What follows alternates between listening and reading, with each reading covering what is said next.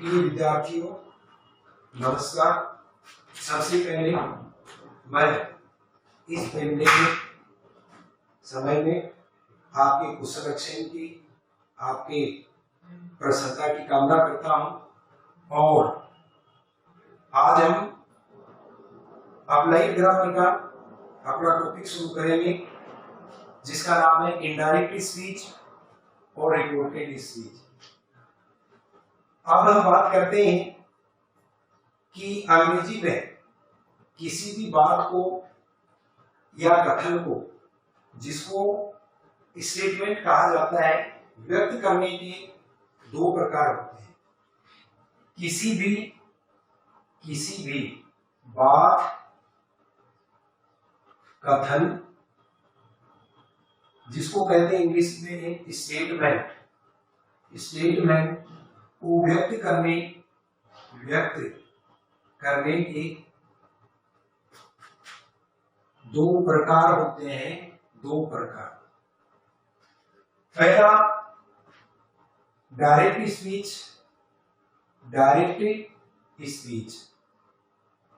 जिसका हिंदी में नाम है प्रत्यक्ष कथन।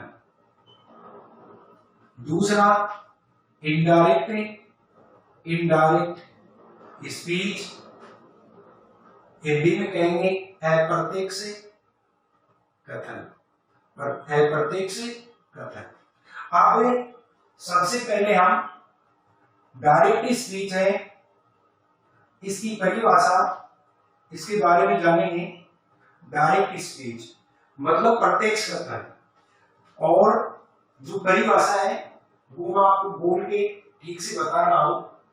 ऐसे वाक्य जिनमें वक्ता के द्वारा कही गई बात को स्वयं वक्ता के शब्दों में श्रोता के द्वारा बोलकर या लिखकर किसी अन्य के सामने व्यक्त किया जाना या करता है, उसे डायरेक्ट स्पीच कहते हैं। फिर वक्ता के द्वारा कही गई बात को, वक्ता को इंग्लिश में स्पीकर कहते हैं, और जो सुनने वाला होता है उसे श्रोता जो है उसको लिसनर कहते हैं।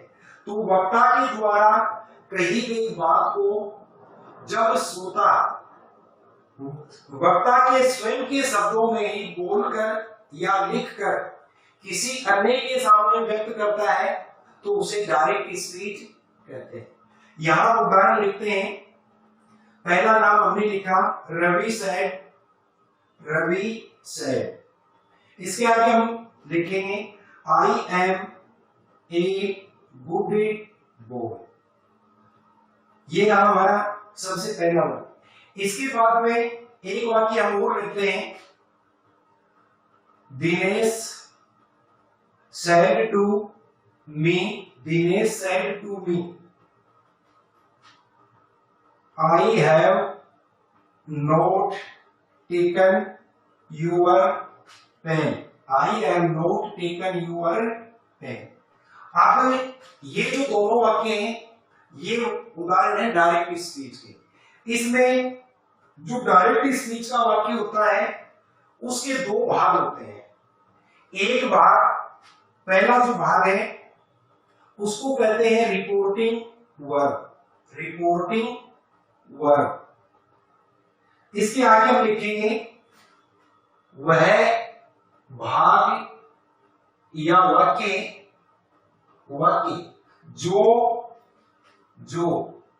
ये बच्चों हमारा एक पंक्चुएशन मार्क है, जिसको हिंदी में उद्धरण चिन्ह कहते हैं, इंग्लिश में इन्वर्टेड कोमा कहते हैं।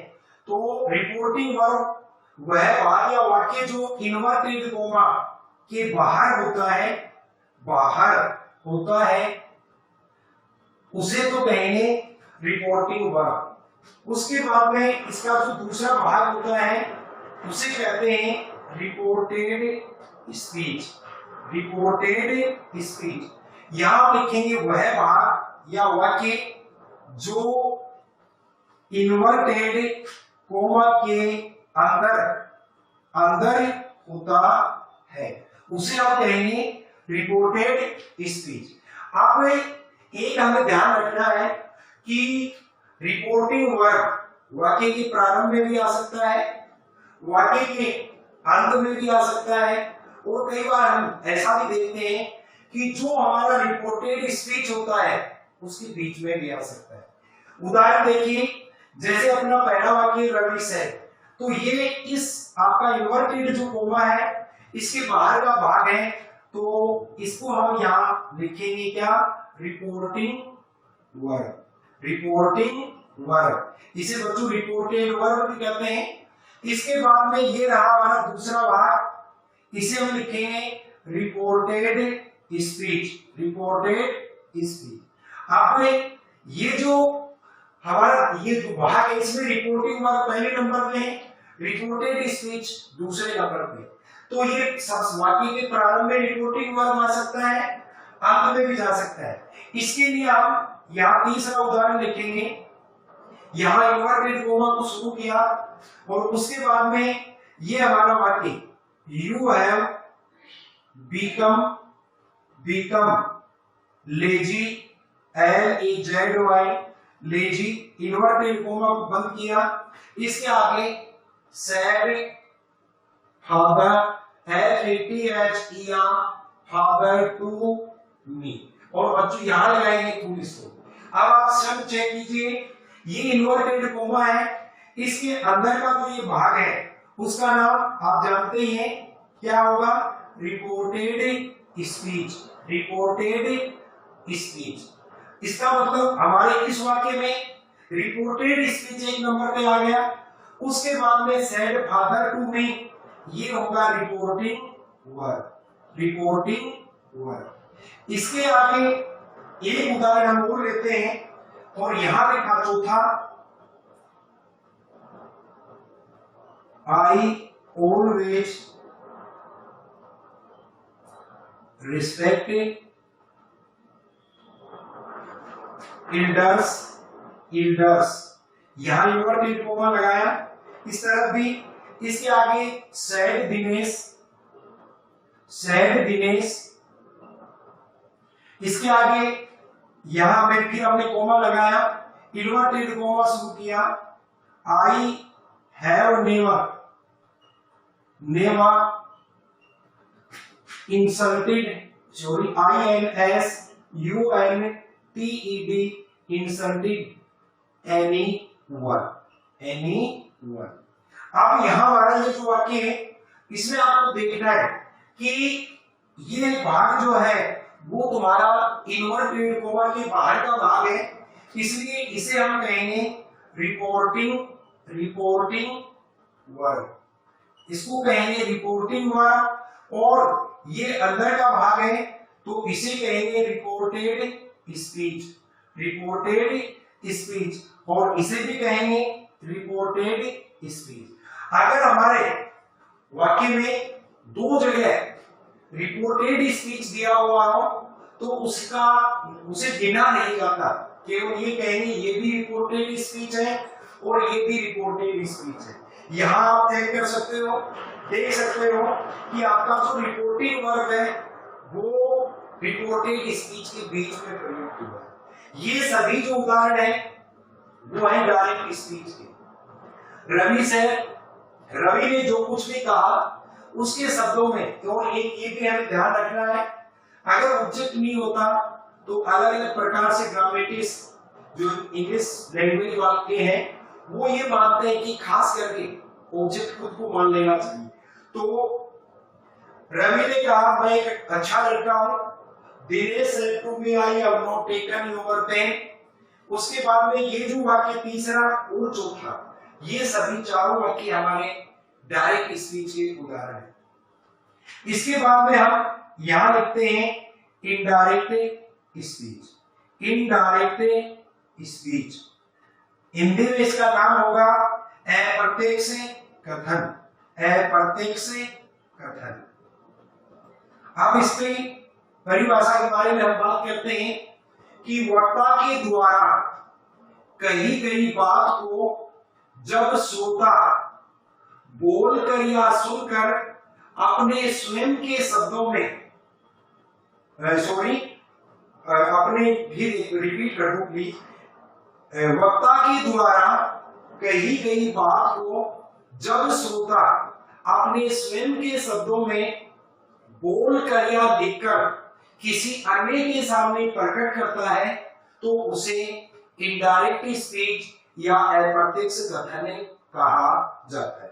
अब हमारे पास जो ऊपर अपने 4 वाक्य हैं उसी को हम इनडायरेक्ट स्पीच में बदलेंगे। और यहां हमारा सबसे पहला वाक्य है रवि सेड, तो इसी उदाहरण को हम इनडायरेक्ट स्पीच में बदलें। पहला नंबर यहां लगाएं और ये लिखा Ravi said.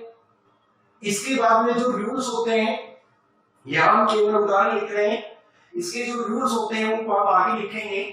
Ravi said that, इसके आगे हम लिखेंगे he was a good boy, he was a good boy. ये हमारा पहला वाक्य। यहां अपना जो रिपोर्टिंग वर्ब और रिपोर्टेड स्पीच है उसको हमने दैट कंजंक्शन से जोड़ दिया और रिपोर्टिंग वर्ब हमारे वाक्य की पास्ट में है, इसलिए इसके रिपोर्टेड स्पीच के वाक्य की टेंस को भी हमने बदल दिया। अब इसके बाद में अपना दूसरा वाक्य है, आपके पास पहले से लिखा हुआ है दिनेश सेड टू मी। इसमें बच्चों आपका ये जो भाग है इसका नाम है रिपोर्टिंग वर्ब, इसका नाम है रिपोर्टेड स्पीच। तो इसमें रिपोर्टिंग वर्ब में ऑब्जेक्ट आया हुआ है, इसलिए अपना वाक्य होगा Dinesh told, TOLD told, object लगाएंगे मी, दैट, आई, सॉरी आप बच्चों आई जो टेस्ट पर्सन है तो सब्जेक्ट रिपोर्टिंग वर्ब का सब्जेक्ट दिनेश है, उसके अनुसार यहाँ पे हम लिखेंगे ही। टेंस है प्रेजेंट परफेक्ट तो बदलेंगे पास्ट परफेक्ट में had not taken, TAKEN taken. उसके बाद में अपने वाक्य में ये सेकंड पर्सन है, ऑब्जेक्ट के अनुसार बदलेंगे तो यहां होगा माई पेन। ये जो वाक्य है इनडायरेक्ट स्पीच का।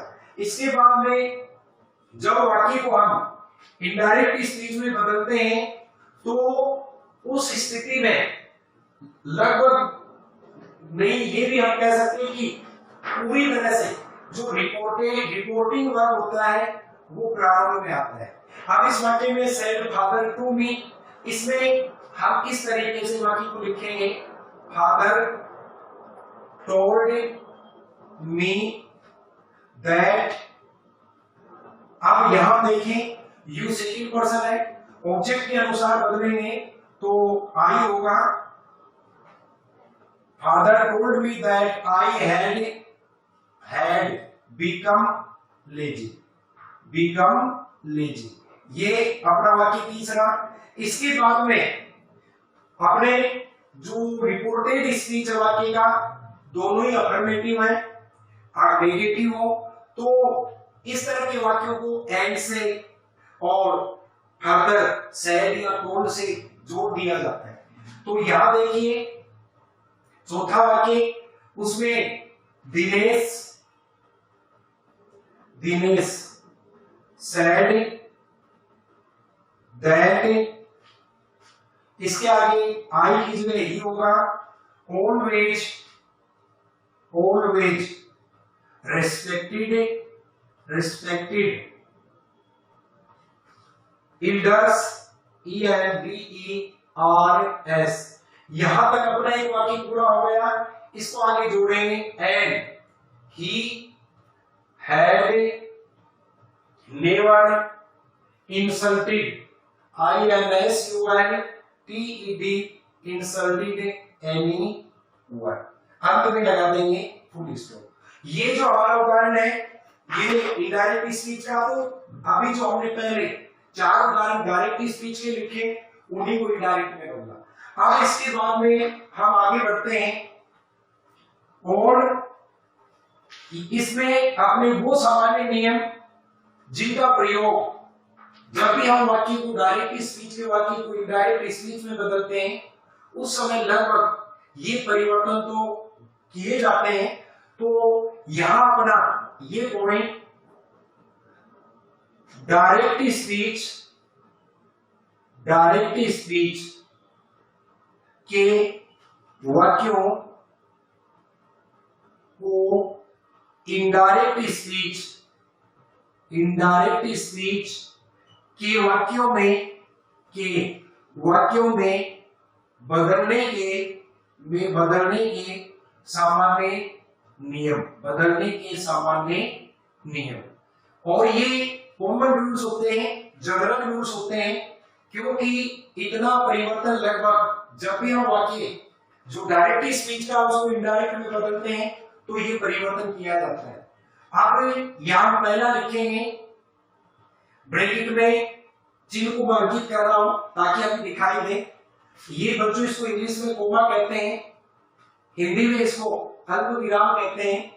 तथा इसके आगे फिर हमने ब्रैकेट लगाया और उसमें ये चिन्ह प्रदर्शित किया। नाम पहले भी हमने पढ़ा है, सुना है, इसका नाम इन्वर्टेड कोमा।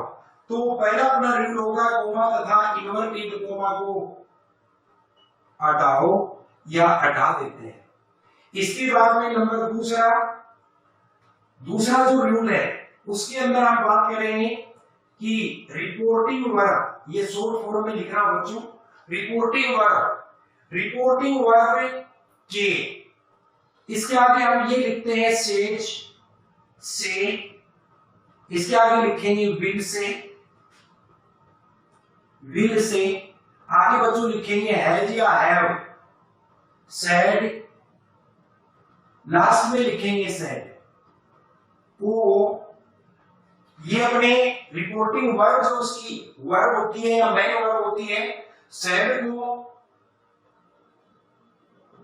परिवर्तित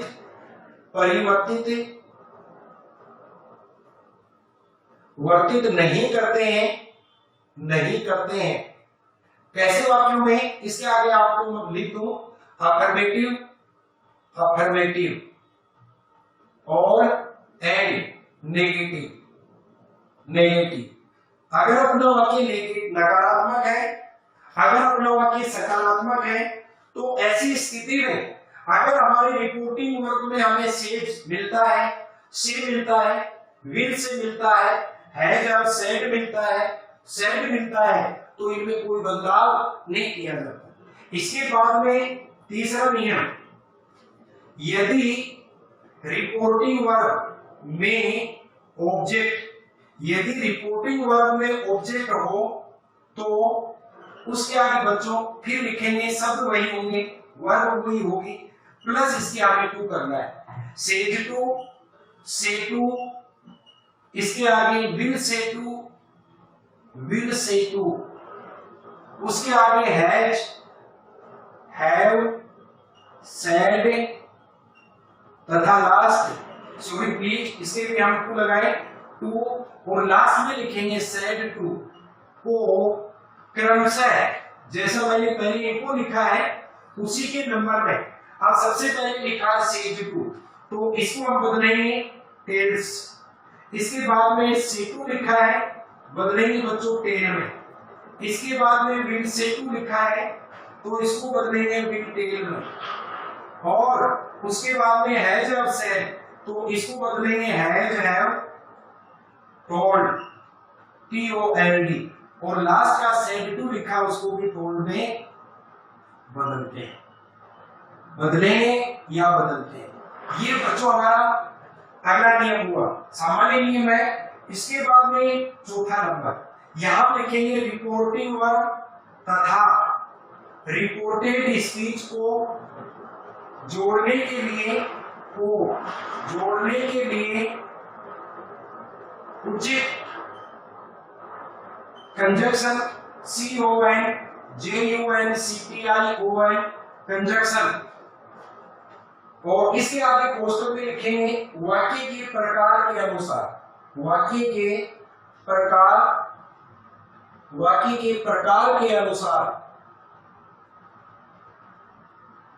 और प्रयुक्त किया जाता है। और बच्चों इसमें जो हमारा सबसे अधिक जोड़ने वाला कंजक्शन वर्ड होता है, शब्द होता है, वो खास करके इनडायरेक्ट स्पीच में दैट होता है।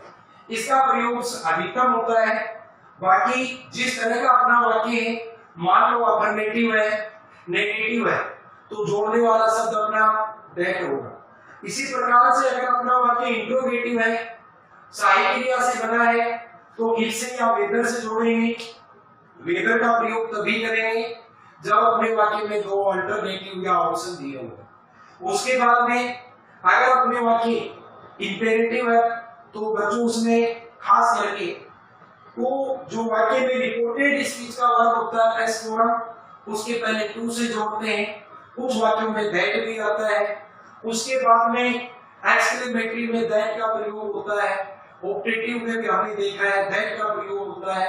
अगर इंट्रोगेटिव सेंटेंस अपना डब्ल्यू वर्ड से तो उसी को जोड़ने वाले शब्द के रूप में। तो यहाँ मेरे यही कहने का मतलब कि जब भी हम वाक्य को इनडायरेक्ट स्पीच में बदलते हैं, रिपोर्टिंग वर्ब तथा रिपोर्टेड स्पीच को जोड़ने के लिए हमें एक उचित कंजक्शन, एप्रोप्रिएट कंजक्शन की जरूरत होती है।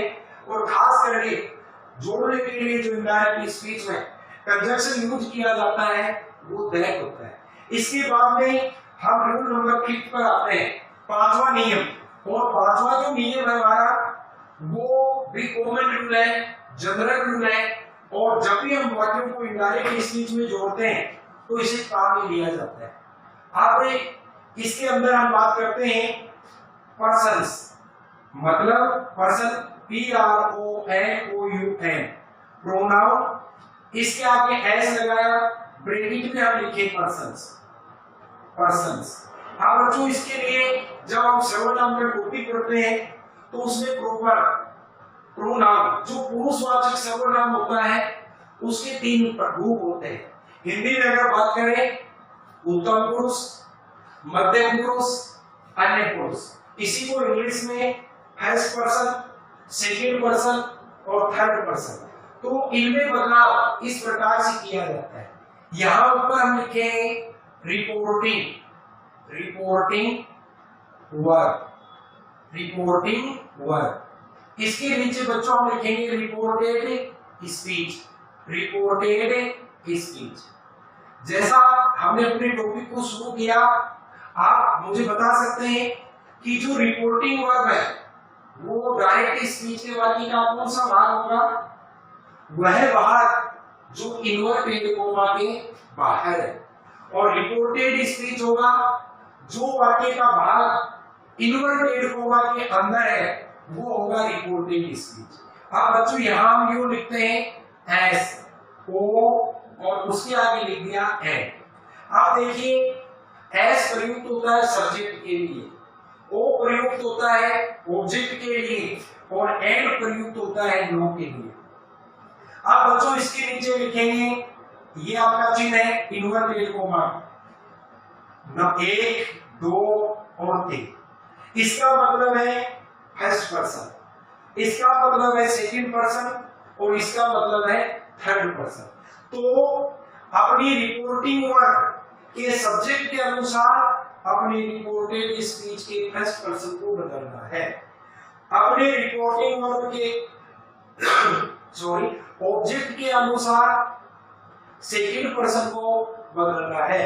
और अगर अपने रिपोर्टेड स्पीच में थर्ड पर्सन ऑलरेडी पहले से ही दिया हुआ है तो उसमें ऊपर बच्चों इसके आगे हम यूं भी लिख दें नो चेंज, कि इसके अंदर कोई बदलाव नहीं किया जाता।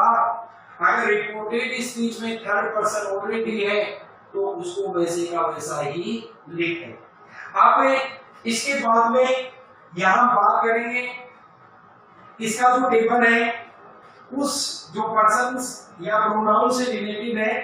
आप बच्चों ने जब भी प्रोनाउन टॉपिक पढ़ा है पहले की कक्षाओं में जरूर स्टडी किया होगा।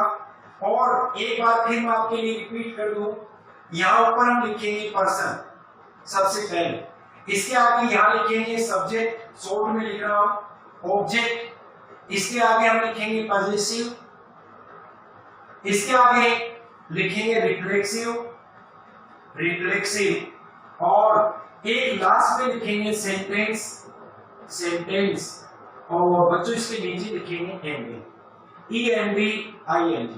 अब यहां भी लाइन खींचते हैं इसके और इसके बाद में जो हमारे पर्सन है उनका ब्यौरा हम यहाँ लिखते हैं।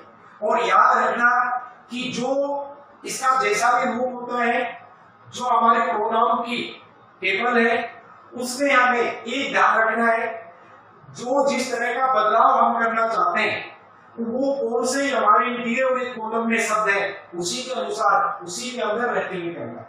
यहाँ बच्चों हमने लिखा फर्स्ट पर्सन, आप भी जानते हैं फर्स्ट पर्सन में है आई और वी।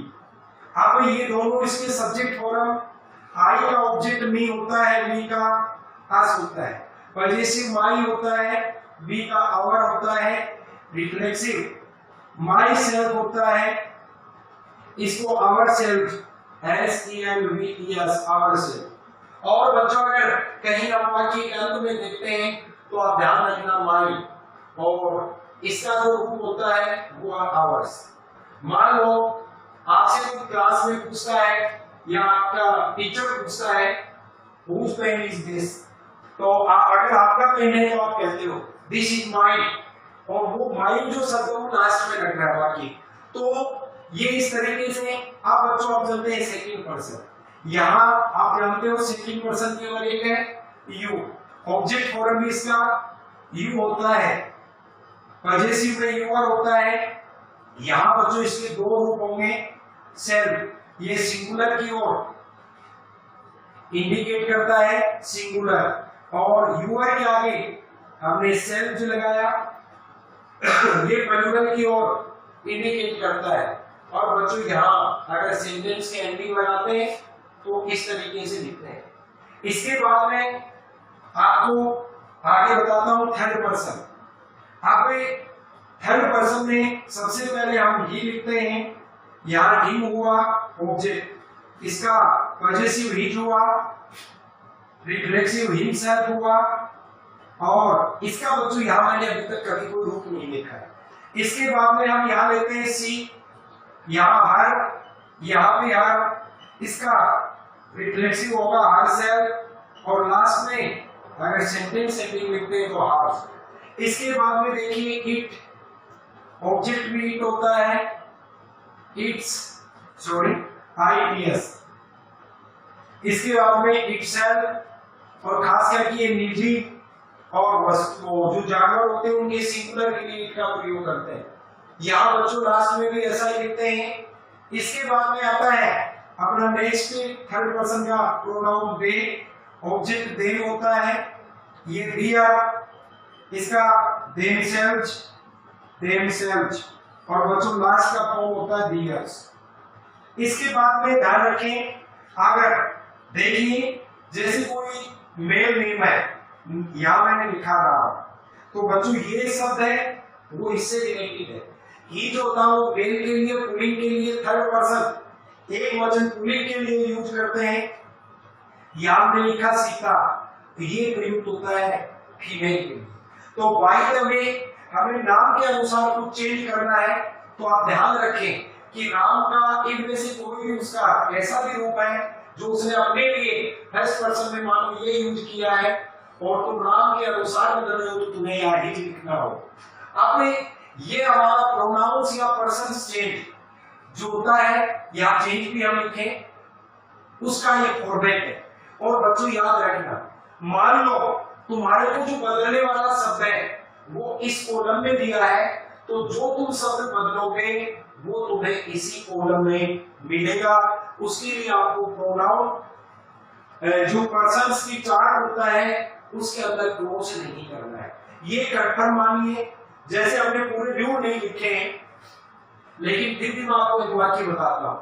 जैसे देखो यहां लिखा सीता सैड, इसके आगे ये लिखा I was my close on Sunday, SUNDAY। ये अपना वाक्य, इसमें आप चेक करो, रिपोर्टेड स्पीच ये है और ये रिपोर्टिंग वर्ब है। रिपोर्टेड स्पीच में आई आप जानते हैं फर्स्ट पर्सन है, माई जो है वो भी फर्स्ट पर्सन है। आप यहां चेक कीजिए, आई यहां लिखा हुआ है, माई यहां लिखा हुआ है। और इसमें ये जो नाम है सीता, ये इस वाक्य में रिपोर्टिंग वर्ब का क्या है? सब्जेक्ट। यहाँ क्या दिया हुआ है कि रिपोर्टिंग वर्ब के सब्जेक्ट के अनुसार फर्स्ट पर्सन को चेंज करेंगे। इसका मतलब ये दोनों हमारा फर्स्ट पर्सन के प्रोनाउन के अलग अलग रूप है, ये सब्जेक्टिव फॉर्म है, ये पजेसिव फॉर्म है। तो इसलिए आप देखिए इस वाक्य को जब हम चेंज करें तो सीता आगे हमने लिखा सेड, कोमा इन्वर्टेड कोमा को हटा देंगे, दैट लगाया। अब बच्चों आप चेक करो, ये आई लिखा है, आपके सब्जेक्ट वाले पर्सन्स के जो कॉलम है उसके पहले में देखिए यहाँ आई लिखा है, यहाँ आपके पास सीता नाम यहाँ दिया हुआ है। अब बच्चों तुम इसी के साथ, क्योंकि ये फीमेल का वर्ड है, तो सीता के अनुसार यहाँ आई की जगह आपको सी लिखना है। अब ये टेंस बदल जाएगा, टेंस के रूल के अनुसार सिंपल पास्ट में वाज। अब सी वाज के आप इसके आगे देखो, इसमें माई लिखा हुआ है, माई जो है वो आपका पॉजिटिव प्रोनाउन का फॉर्म है, उसके अंदर है। तो इसको आप जैसे अभी आपने आई को नाम सीता के अनुसार सी में चेंज किया, तो माई के कॉलम में आप बिल्कुल नीचे हम चलते हैं तो यहाँ हर लिखा हुआ है, तो इसको हर में चेंज करेंगे, क्लोथ्स CLOTHES ऑन संडे। और इसी प्रकार से अपना ये जो प्रोनाउंस या पर्सन्स का पेपर है उसमें हमें ध्यान रखना है कि परिवर्तन करना, उसको देखना हमें बाहर इसी तरीके से है। और इसके लिए जैसे मानो थर्ड पर्सन का प्लूरल हो, चाहे वो मेल हो फीमेल हो और वस्तु या जानवर हो, सबके लिए ही दे का प्रयोग किया जाता है। अगर शॉर्ट में हम कहें तो मोस्टली ही सी और इट, इन तीनों का ही प्लूरल जो होता है थर्ड पर्सन में वो दे माना जाता है। इसके बाद में हम अब आगे चलते हैं अपना अगला नियम, और वो ये कि यदि रिपोर्टिंग वर्ब हमारे वाक्य की पास्ट टेंस में हो तो रिपोर्टेड स्पीच के वाक्य में प्रयोग समय तथा स्थान की निकटता व्यक्त करने वाले शब्दों में भी परिवर्तन किया जाता है। ये अपना रूल नंबर 6 होगा कि यदि रिपोर्टिंग वर्ब पास्ट टेंस में हो, पास्ट टेंस में हो तो रिपोर्टेड स्पीच के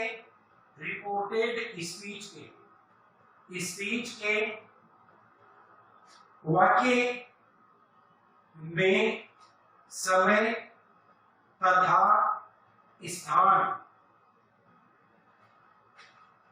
तथा स्थान की निकटता व्यक्त करने वाले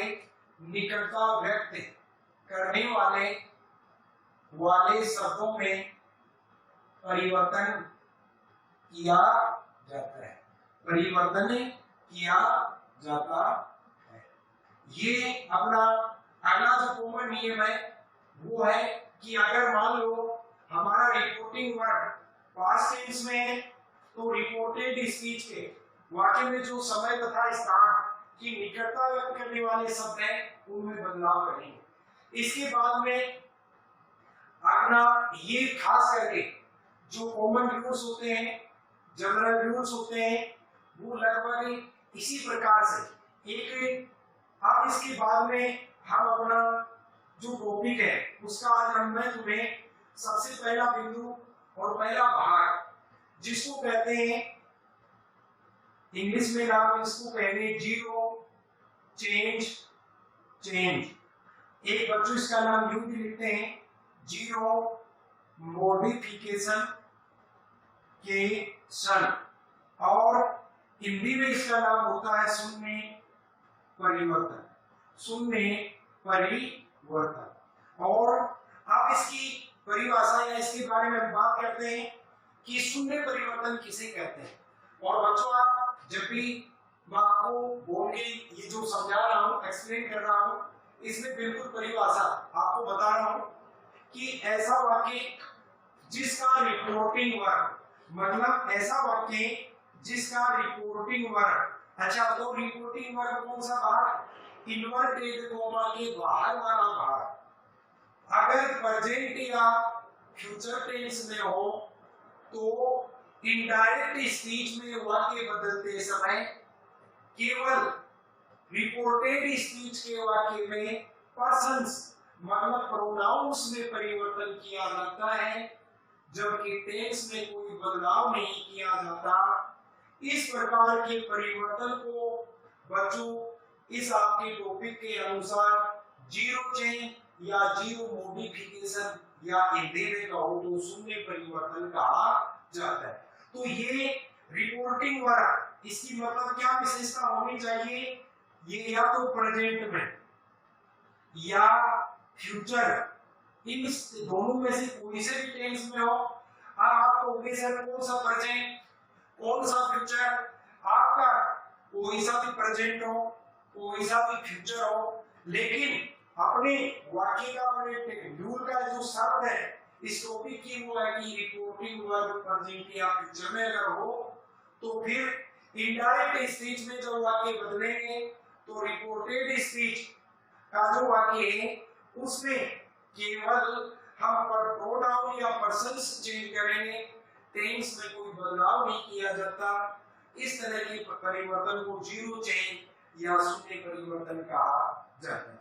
आपने एक तुम्हें आपको ये भी ध्यान रखना है कि अगर अपने वाक्य में अगर टेंस नहीं बदल रहा है और पर्सन चेंज के कारण सब्जेक्ट सिंगुलर या प्लूरल का डिफरेंस वहां क्रिएट होता है, उत्पन्न होता है, तो हो सकता है उस स्थिति में हमें हेल्पिंग वर्ब और मेन वर्ब में जो टेंस के मुताबिक होने वाले परिवर्तन है उनको किया जाना भी अपने लिए जरूरी है। अब देखिए हम कुछ वाक्य मैं तुम्हें यहां समझा रहा हूं। सबसे पहला वाक्य ये देखिए, राधा, आगे हमने लिखा सेज। अब बच्चों ये तुम्हारा रिपोर्टिंग वर्ब, आप जरा सोच के बताओ कौन से टेंस में। यहां देखिए मेन वर्ब है, रिपोर्टिंग वर्ब का उसके एस लगा हुआ है, तो ये सिंपल प्रेजेंट टेंस मतलब प्रेजेंट में।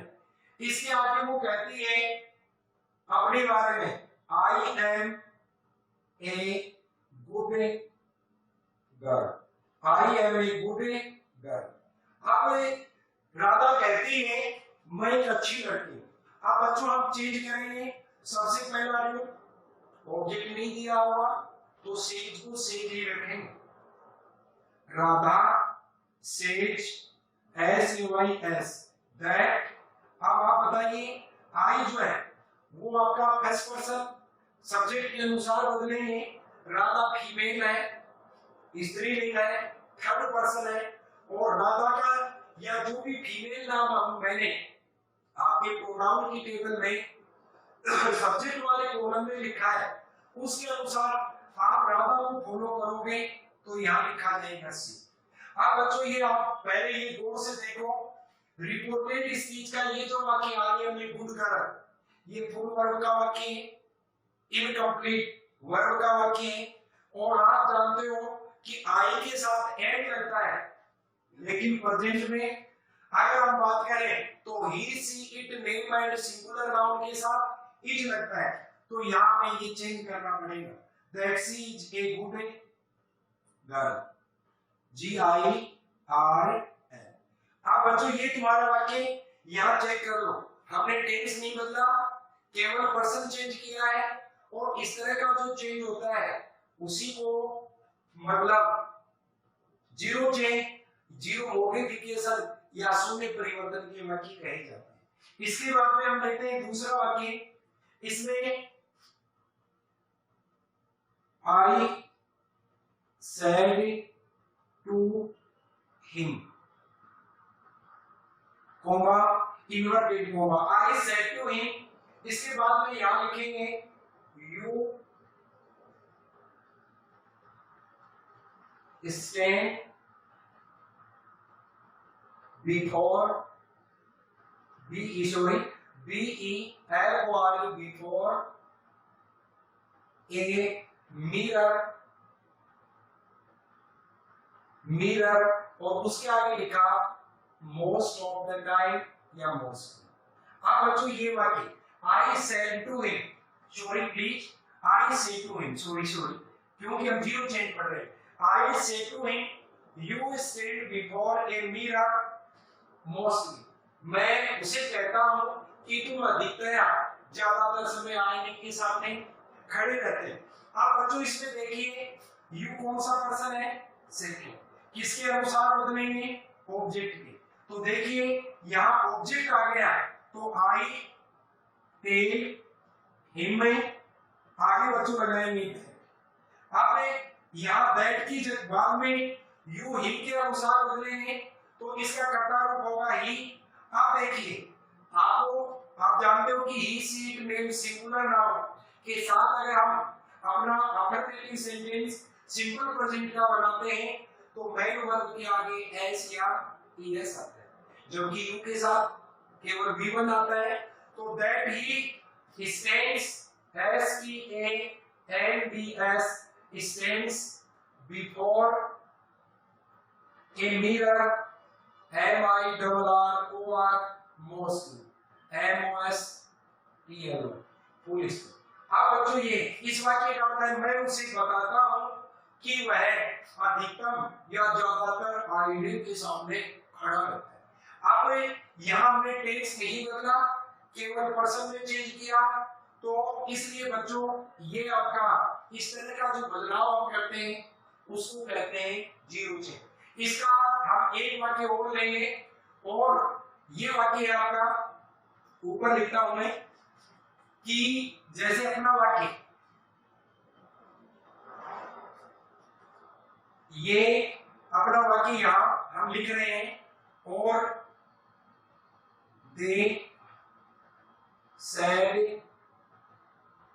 To her in sorry they say to her inverted comma में लिखेंगे you are learning English ENGLISH English. ये वाक्य देखो बच्चों, दे से टू हर दोबारा प्रेजेंट है, अब you are learning, you second person है, ऑब्जेक्ट के अनुसार बदलेंगे तो आप देखिए ये टेंस आप जानते हैं ये प्रेजेंट कंटीन्यूअस, और प्रेजेंट कंटीन्यूअस अपना अगर ये जो टेंस है तो टेंस नहीं बदलना चाहिए, क्यों, रिपोर्टिंग वर्ब प्रेजेंट टेंस में। तो they tell her that she is learning और आगे बच्चों लिख देंगे इंग्लिश। इसी प्रकार से कुछ वाक्य क्योंकि मैंने जो पढ़ रहे फ्यूचर का भी वो किया हुआ है तो उसका भी एक दो वाक्य आपको बताता हूं। और इस प्रकार से ये अपने वाक्यों को चेंज करने का, डायरेक्ट स्पीच से इनडायरेक्ट स्पीच में चेंज करने का पहला मतलब रूल होता है। जैसे मोहन विल से टू और उसके बाद में देन यहां इन्वर्टेड कोमा यू है ब्रोकन BROKEN ब्रोकन माई और लास्ट में हमने लिख दिया देन। अब बच्चों चेक करो, मोर विल से टू ये फ्यूचर आ गया। अब इसमें आपका ऑब्जेक्ट दिया हुआ है तो हम वाक्य को बदलेंगे, मोहन विल टेल देम, इसके आगे बच्चों दैट लगाएंगे। अब यू जो है ये आपका वाक्य के प्रारंभ में आता है, इसका मतलब कर्ता रूप है, तो देम जो शब्द आपका ऑब्जेक्ट है इसका कर्ता रूप इसके पीछे आप देखोगे तो यू के नीचे आपको दे लिखा हुआ मिलेगा, तो दे। आप बच्चों हमें टेंस चेंज नहीं करना, आप खुद भी जानते हो यू के साथ हैव लगता है, दे के साथ भी हैव लगता है, तो दे हैव ब्रोकन BROKEN और माई जो है ये फर्स्ट पर्सन है तो ये सब्जेक्ट के अनुसार बदलोगे।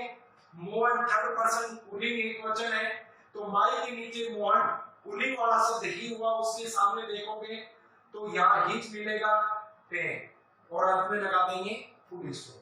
तो इस तरह का जो चेंज होता है। इसके बाद में ये वाक्य और Sita has said to her father. इसके आगे बच्चों Sita has said to her father, I cell buy a car this, ये I cell buy a car चोरी नेक्स्ट, ये लिखते हैं एडवर्ब, कोई फर्क नहीं पड़ता ये। अब देखिए Sita has said to her father, Sita ने अपने पिताजी को कह दिया है या कहा है, ये बच्चों टेंस हुआ प्रेजेंट परफेक्ट, और ये I cell buy a car next year, तो ये टेंस हुआ हमारा सिंपल फ्यूचर। अब देखिए इसको इनडायरेक्ट में बदलते हैं, तो सीता हैज यहाँ कोड हो जाएगा, याद रखो टेंस नहीं बदला है, प्रेजेंट परफेक्ट ही है। हर फादर, हर फादर, अब बच्चों आई सीता के लिए आया, पहले दैट हम लगाए और यहाँ लिखे सी। अब तुम जानते हो आई बी के साथ सेल लगता है, जबकि बाकी सेकंड और थर्ड पर्सन के साथ भी लगता है, तो that she will buy B U I a car next year. इस तरह से आपका वाक्य बनेगा। इसमें हमने टेंस कोई चेंज बिल्कुल वुड में सेल को शुड में नहीं बदला है, क्योंकि अपनी रिपोर्टिंग वर्ब प्रेजेंट या फ्यूचर टेंस है। तो इसी के साथ आज का अपना ये जो टॉपिक है इसको यही विराम देते हैं। कल अगले टॉपिक में इसके इसी टॉपिक में आगे आपको बताया जाएगा।